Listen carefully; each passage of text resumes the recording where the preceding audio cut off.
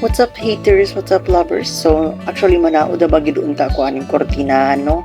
So naunsa ang pagtaod sa kortina. So let's watch this. So karing gabi una bago pa lang ni magsalaulog sa piyesta sa Santo Niño, sa estakahan sa Agusan. So naglimpyo pa di ay ko kay actually manaod na lagi kong kortina pero lain man sad kaayo no nga magtaod kag kortina diretso pero ang mga atop namo sa balay sa kong ate kay hugaw kaayo. So munang kuan naglimpyo jud ko sa among atop. Of course gamit mi sa among pinakakaraan nagsilig para sa atop para matangtang lang ang mga cobwebs. And of course ang mga hugaw nga nandikit sa dingding. So hugaw din kaayo na ang naitabo. So maginay-hinay lang ko og naog og saka sa bangko. Of course nili kunuhay sa kamera para makita lang bitan mo sa atong video. So muna karon nga, uy bayot makita ang imong kon bayot ang giti. Aw.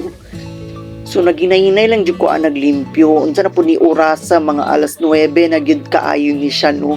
Kay pagkaugma piyesta na sumao ni ang itsura sa sala. Hugaw kaayo ang mga tulo-tulo.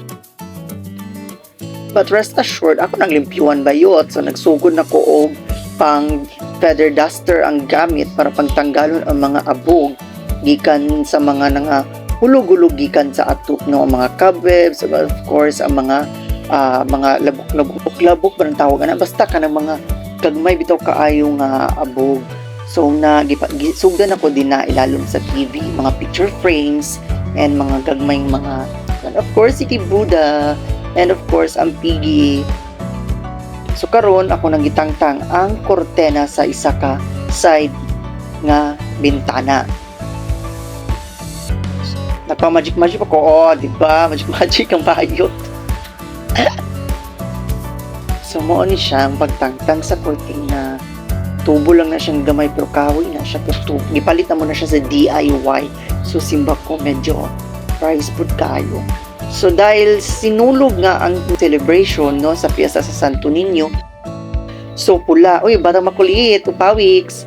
So, mauna siya ang among color nga gitaod nga kortina. Ayan.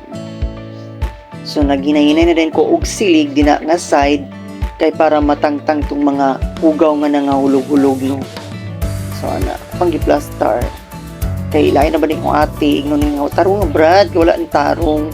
So nanilig na ko. Muna. So ginay-hinay na ko may kaya ra kay nako nagdala kay mga bag ra man pod. So mo niyang itsura sadya nga side nga ako nasilikan. So still wala pa tanaw man.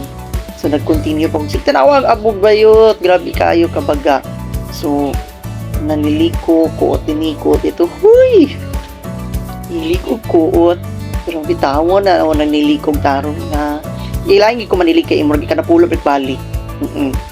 Grabe ki ko manilig balik. Tanawa abog. Gabi na gid kaayo kadaghan. So mo na siya gapilya ang kusina, gabi nga abog, and of course, gitangtang na po na ko ang diya nga second side sa nga bintana no. So, pera dawa lang, pera ano lang. So, nanangit ko ana no kung itungtong ko sa among table. Wala ko lain tungtungan. So, don't worry, ako po nang gitrapuhan. So, nagstorya mi sa akong ate ang mga chismosa biya kay mi palaka.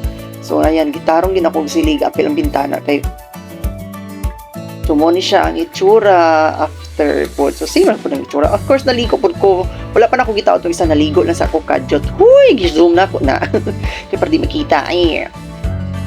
So, gitaw din na ang ikaduwa nga side nga bintana no sa kortina. So, magyapon, same pula color. Kaya lagi sinulog Festival Santo Niño na pagkaugma. Dali-dali na alas 11 na siya after ko naligo. Alas 11 na gina siya sa gabi. So, ayun. I'm done. So, here's the final look. So, thank you so much for watching my video. Bye-bye. Here's the upcoming video. Magsinulog na ta. See ya on the next video.